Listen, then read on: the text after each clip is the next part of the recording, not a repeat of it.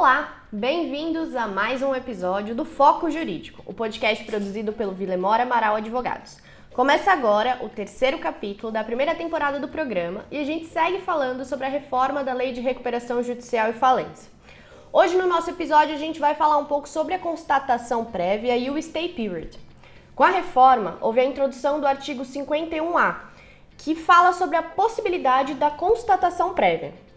Após o pedido de recuperação judicial, se o juiz entender que é necessário, ele pode nomear um profissional com capacidade técnica para realizar uma perícia prévia, para testar o funcionamento da empresa, a regularidade da documentação apresentada. Um outro ponto da legislação foi a possibilidade de prorrogar o stay period. Bom, o que é o stay period?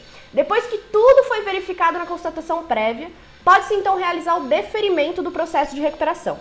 A partir daí, a recuperanda tem 180 dias para elaborar e votar um plano de recuperação. Esses 180 dias é o que a gente chama de stay period. Se ela não cumpre esse prazo, agora, com a reforma, ela consegue pedir uma prorrogação. A gente chama então agora para conversar com a gente sobre esses temas os nossos sócios de reestruturação do Vilemora Amaral, que é o Vitor Lopes e o Fernando Lima Amaral. Bem-vindos novamente. Bom dia, Fernando. Bom dia, Cibele. Bom dia, Vitor.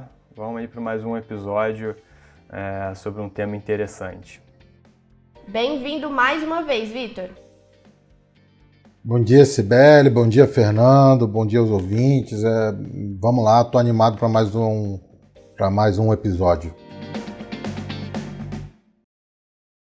Bom, então vamos começar agora com o Vitor. Vitor, explica então um pouco para a gente o antes e o depois da reforma em relação à constatação prévia. Antes da reforma, já havia essa previsão para esse estudo da empresa e da documentação antes do deferimento do processo da recuperação? Fala um pouco então para a gente sobre esse novo instituto. Bom dia, Cibele. Bom dia, Fernando.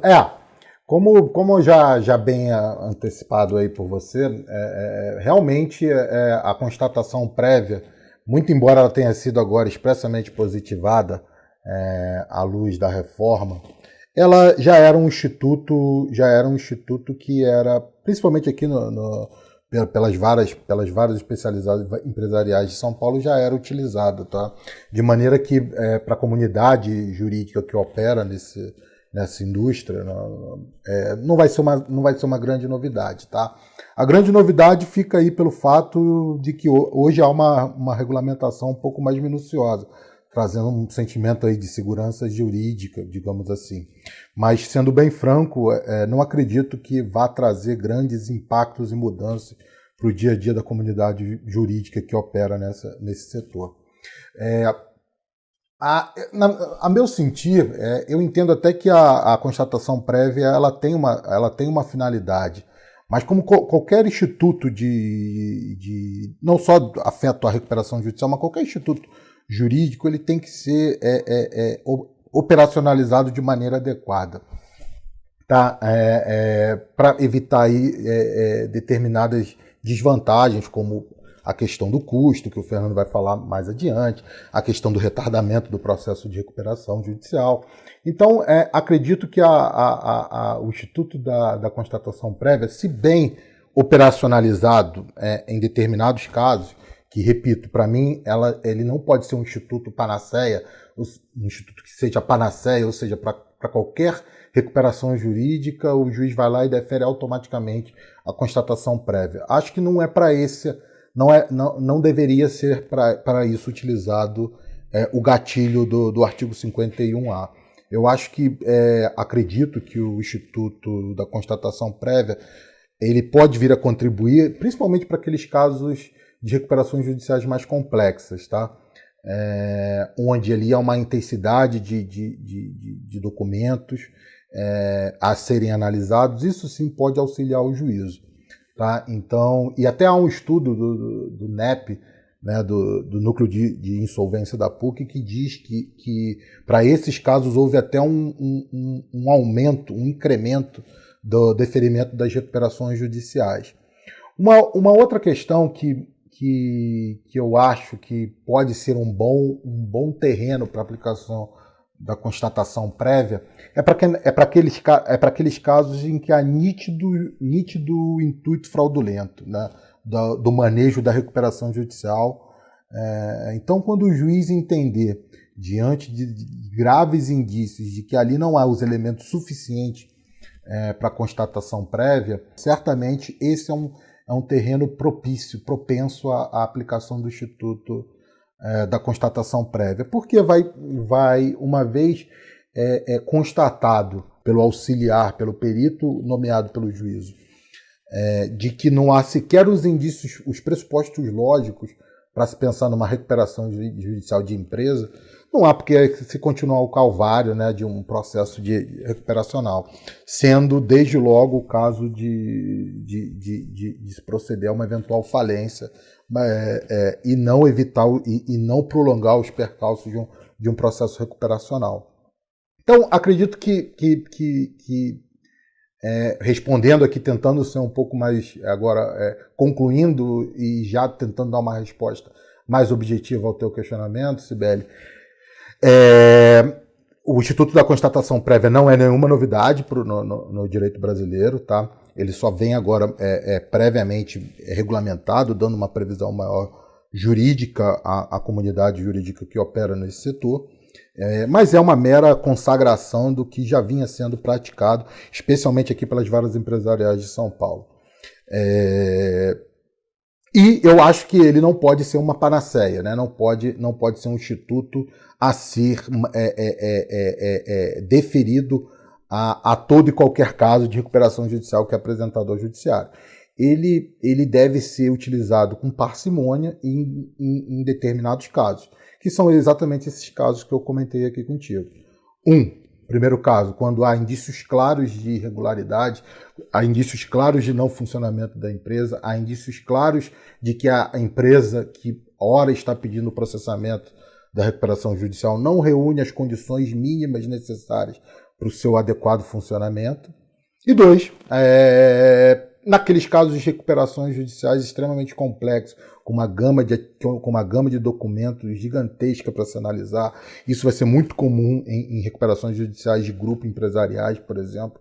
Aí sim, talvez o Instituto da Constatação Prévia, quando bem utilizado, pode vir a ser um importante mecanismo de celeridade do andamento do processo de recuperação judicial. Então, acho que são esses dois casos, essas duas hipóteses que a gente poderia pensar numa utilização, digamos, virtuosa desse novo instituto. Bom, então pegando o gancho do que o Vitor falou, como isso já acontecia antes, Fernando, você pode contar um pouco pra gente como era essa experiência antes da nova legislação? Lógico, com certeza. Vamos lá. Como o Vitor disse, a constatação prévia já era feita, né? Muitas vezes denominada como perícia prévia. E eu queria aqui detalhar um pouco dos números que foram levantados pelo Observatório de Insolvência, porque eles são muito interessantes e explicam bastante aonde se chegou com as constatações, as perícias prévias, né? O Observatório de Insolvência é uma parceria entre o NEP e a ABJ, capitaneado aí pelo Marcelo Sacramone, o Ivo Weinsberg e o Marcelo Guedes. Eles analisaram, em um determinado período de tempo, diversas recuperações judiciais do estado de São Paulo. E os números são muito interessantes. Então, o deferimento do processamento, né, que é o que a constatação prévia vai ali auxiliar o juiz, foi detectado que, sem perícia prévia, 63% das recuperações judiciais tiveram seu deferimento, foram deferidos o processamento, e 36% tiveram indeferimento. Com perícia prévia, esse número aumenta, vai para 81% os casos de deferimento do processamento e 18% do indeferimento. Ou seja, a perícia prévia ela acabou auxiliando o deferimento do processamento. Eu acho que quando se imaginou a perícia prévia no passado, né, antes mesmo de ter uma lei sobre o assunto, se imaginou de evitar aventuras jurídicas, né, de impedir aqueles aventureiros de entrar com uma recuperação judicial com documentação deficiente, sem atividade econômica, né, uma inicial muito mal instruída, e auxiliar o juiz a fazer essa constatação. Mas o resultado prático acaba que ela permitiu, ela auxiliou as empresas conseguirem esse deferimento, né? E é um pouco contra-intuitivo, mas a gente pode depois pensar, por que isso, né? Por que você chegou nesse resultado? Se vai ter alguém mais rigoroso vendo a documentação, porque quando você tem isso, acaba que você tem um número maior de deferimentos e não um número menor, né? É um pouco contra-intuitivo, mas o que a comunidade hoje entende desse resultado prático aqui, desses números? Que muitas vezes, quem vai fazer a perícia prévia tem interesse em ser o administrador judicial, depois que for deferido o processamento. Então tem um pouquinho de conflito de interesses, em alguns casos, não quero generalizar, mas situações que quem vai fazer, o agente que vai auxiliar o juiz com a perícia prévia, ele acaba auxiliando a recuperanda, né, a juntar os documentos faltantes, ele acaba que auxilia ela apresentar o que ficou faltando na nossa inicial, deixando a inicial apta ao deferimento. Por isso que se constatou um aumento nos casos de deferimento de processamento. Fernando, como que isso está sendo encarado então pelo mercado? Porque assim, eu entendo que não é um processo fácil, né? É bastante documento, é muita coisa que tem que se juntar e isso leva, querendo ou não, um certo tempo. Isso não atrasa ou até encarece ainda mais o processo, né, de a recuperação de uma possível recuperação de uma empresa que está endividada? Pode acontecer isso sim. O legislador, ao positivar o Instituto, tomou esse cuidado, né? Ele colocou um prazo super curto para ser feito o laudo da perícia prévia, então já com essa intenção de não retardar, né? Obviamente que tendo uma perícia prévia vai retardar a análise do deferimento do processamento, né? Mas o legislador já tomou esse cuidado, fez uma previsão de um prazo muito curto. Se esse prazo vai ser respeitado ou não pelo judiciário, aí só a prática a gente vai poder perceber, mas pelo menos tem esse norte, né? O judiciário sabe que tem que tentar fazer isso de forma muito célere. E quanto ao custo, o que eu posso dizer sobre isso? A lei, ao positivar o Instituto, disse que deve ser em casos excepcionais, tá? Ou seja, não é uma regra que tem que ser feita perícia prévia em todos os processos, só em casos que o juiz entender necessário esse auxílio esse auxílio para análise dos documentos, para ver se a empresa tem atividade. Inclusive, o Vitor comentou sobre isso na primeira resposta. Isso é para casos excepcionais. O legislador já fez essa previsão, deixou expresso, né? Não é obrigatório fazer, só para casos excepcionais, de modo que vai ter um aumento de custo, mas não vai ser generalizado para todas as recuperações judiciais, só para aquelas que esse aumento de custo o juiz entenda como pertinente. Tá, então vamos pensar na possibilidade de ter a constatação prévia, a empresa foi lá, apresentou os documentos, levantou toda a documentação e foi encontrado uma incongruência, uma infração. O que acontece? Cabe o juiz verificar a viabilidade econômica da empresa? Como que funciona? A lei é clara já nesse sentido, tá? O parágrafo 3º e o parágrafo 4º do artigo 51A, eles já deixam claro que o devedor não tem qualquer participação no laudo pericial, ele inclusive não tem o direito de fazer formular quesitos e sequer precisa ser intimado quando da realização da perícia. Isso tem uma razão de ser, obviamente, né? Se uma das finalidades do Instituto da constatação prévia é a constatação de eventuais irregularidades, você realmente não necessita da aquiescência da outra parte, ou mesmo da colaboração da outra parte, para tentar atestar esses fundamentos, né, esses fatores. Então, fato é que uma vez verificado qualquer traço de incongruência, qualquer ausência de pressuposto lógico, como ausência de empregados, abandono empresarial, isso pode ser constatado e deve ser constatado pelo perito nomeado pelo juiz e obviamente atestado no seu laudo de constatação prévia. Uma outra questão, Sibeli, muito interessante, que eu acho que já até junta com o que a gente está aqui discutindo, é que nesse laudo ele não vai poder, o perito ele não vai poder fazer qualquer juízo de valor quanto à análise da viabilidade econômica da empresa. Nesse sentido, a gente tem uma limitação, digamos assim, da cognição tanto do perito nomeado quanto do próprio juízo da recuperação judicial. Não cabe fazer qualquer tipo de juízo quanto à viabilidade econômica da empresa. Esse, de fato, é um tema que foi outorgado, dado a principiologia de toda a lei 11.101. É um tema que hoje se encontra a cargo dos credores decidirem, de maneira que não cabe qualquer juízo de valor, tanto pelo perito nomeado em sede de constatação prévia, quanto pelo próprio juízo. A finalidade da constatação prévia aqui não é, dessa forma, analisar, fazer qualquer juízo de valor quanto à viabilidade econômica da companhia, mas meramente atestar eventuais, se ela apresenta as condições mínimas de funcionamento para se poder abrir um processo recuperacional. Então, agora falando um pouco do stay period. Com a reforma, tem agora a possibilidade de prorrogar o prazo entre o deferimento, apresentação, votação do plano. Por que isso foi alterado na lei, né? Tinha muita gente, tinha muito caso que não conseguia cumprir esse prazo. Como que funciona, né? E como se encontra hoje esse novo regulamento na lei? Perfeito, Sibeli. Agora esse tema foi regulamentado da prorrogação. Antes da reforma, a lei dizia que o prazo do stay period era de 180 dias, improrrogável, constava essa palavra. Na prática, se percebeu que era muito difícil a empresa conseguir apresentar o plano, negociar o plano e votar o plano dentro de 180 dias. Então era muito comum esse prazo, passar desse prazo e ainda não ter uma aprovação do plano, ou uma deliberação do plano, ou seja, até uma deliberação negativa. Tá?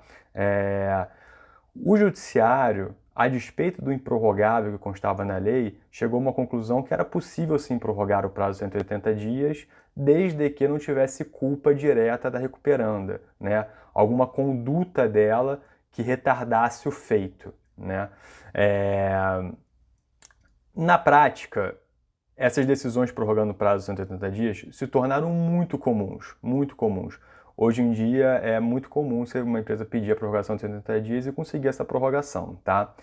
Voltando aqui para aqueles dados do Observatório de Insolvência, aqui no estado de São Paulo, dentro do recorte que foi estudado pelo Observatório de Insolvência, do dia da distribuição de uma recuperação judicial até a sua primeira Assembleia Geral de Credores, leva em média 314 dias, tá? E até o desfecho final, seja aprovação ou uma negação do plano de recuperação judicial, 517 dias, né? Então, muito superior a 180 dias.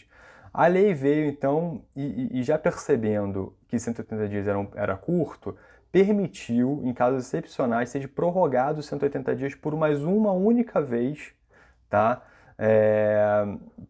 Para que dentro desses 180 mais 180, a empresa consiga aprovar seu plano.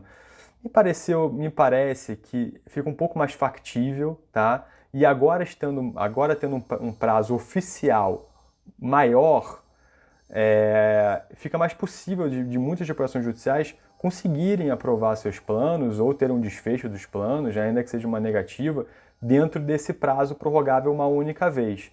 Então, me parece que agora o juiz tem que realmente só prorrogar mais uma vez isso se for absolutamente excepcional, porque não vai ter previsão na lei. Vai ser contra a lei se ele prorrogar pela segunda vez. Então, seguindo aí o que o Fernando falou, tem algum impacto também para os credores extraconcursais? Sibeli, essa é uma boa pergunta. Assim, a princípio, quando você pensa, a grosso modo, quando você pensa no Instituto do Stay Period, ele não traria qualquer impacto aos credores extraconcursais, porque, obviamente, o próprio nome já diz, né, os credores extraconcursais estão fora do concurso. Contudo, uma das modificações interessantes que foram trazidas pela reforma diz expressamente, e mais uma vez, só positivo aquilo que a jurisprudência já tinha consagrado, é de que qualquer bem essencial, integrante do patrimônio da empresa em recuperação judicial, não pode ser retirado do patrimônio da empresa sob qualquer forma de medida judicial, né? Seja execução, seja cautelares, seja por meio de obrigações de fazer, etc. e tal. Então, cotejando esse dispositivo com essa possibilidade agora de modificação, de prorrogação do stay period, a conclusão que a gente chega é que os credores extraconcursais, quando detiverem como garantia de seu crédito bens essenciais à atividade da companhia, vão sofrer aí, vão ter uma maior dificuldade para agredir o patrimônio da empresa, uma vez que com a possibilidade agora expressa da extensão do stay period, eles podem ter que vir a submeter, esperar por mais tempo para que eventual execução da sua garantia seja realizada. Então, quando a gente pensa em credores extraconcursais por conta de eventual alienação fiduciária, arrendamento mercantil, cujo o objeto desses negócios jurídicos incidam sobre bens indispensáveis e essenciais à atividade da companhia, eles vão ter uma dificuldade maior, ou pelo menos ter que aguardar um tempo maior para a execução da sua garantia. Nada também muito, muito diferente do que já ocorria na prática, tá? Acredito que essa revisão legal trazida pela reforma é mera consagração daquilo que já vinha sendo aplicado na prática pela jurisprudência, mas é sempre bom colocar. Tá? Em relação ainda a esse tema, a gente também aqui vai ter uma importante alteração para os credores de ACC, né? Porque esses, diferentemente dos credores extraconcursais que são extraconcursais por deterem uma garantia em alienação fiduciária, ou mesmo sob a forma do arrendamento mercantil, no ACC é o próprio crédito que está fora da recuperação judicial. Então, diante dessa modalidade, diante dessa inovação legal, o credor por ACC vai ter uma dificuldade maior de acessar o patrimônio da empresa em recuperação judicial para e eventualmente penhorar e expropriar para garantia do seu crédito. Então, o eventual credor por ACC, nessa situação, vai ter que tomar cuidado para achar algum bem que realmente esteja fora, digamos, do rol de bens essenciais dessa empresa. Aí, realmente, isso vai ser uma questão que a jurisprudência vai ter que tratar no caso a caso e no caso concreto, né? E vai ser bastante interessante a gente ver como que o credor ACC vai satisfazer o seu crédito durante essa eventual prorrogação, se é que ele vai conseguir, né? Então, essa realmente ainda é um tema aí que está em aberto e que a jurisprudência e a doutrina vão ter que tratar de abordar ao longo do tempo. Bom, agradeço então a participação do Vitor e do Fernando. E a gente vai agora pegar um spoiler do próximo episódio. A gente vai falar de Deep Finance. É isso, Vitor? É isso. A gente vai falar de Deep Finance. Eu acho que esse sim é um instituto também que é um instituto que, apesar de novo está regulamentado, ele já traz muita coisa do que já vinha sido praticado anteriormente, né, por meio de construção doutrinária e jurisprudencial, mas não deixa, obviamente, de ser um tema de importante análise, que eu acho que esse sim vai contribuir bastante para o sucesso de uma aplicação operosa e exitosa da Lei de Recuperação Judicial. Esse sim é realmente um instrumento que, a meu sentir, ele, se bem utilizado, vai contribuir muito para uma saída exitosa da empresa em recuperação judicial. Então eu agradeço novamente a participação do Fernando, do Vitor, e a gente fecha aqui então o nosso terceiro episódio da primeira temporada do Foco Jurídico, o podcast produzido pelo Vilemora Amaral Advogados. Vocês gostaram do episódio? Tem algum ponto para comentar? Gostariam de sugerir algum novo assunto para a gente falar aqui? Pode mandar uma mensagem para a gente está no LinkedIn como Vilemora Amaral Advogados e no Instagram Vilemora Amaral, tudo junto e com 2 L's. Obrigada e até a próxima!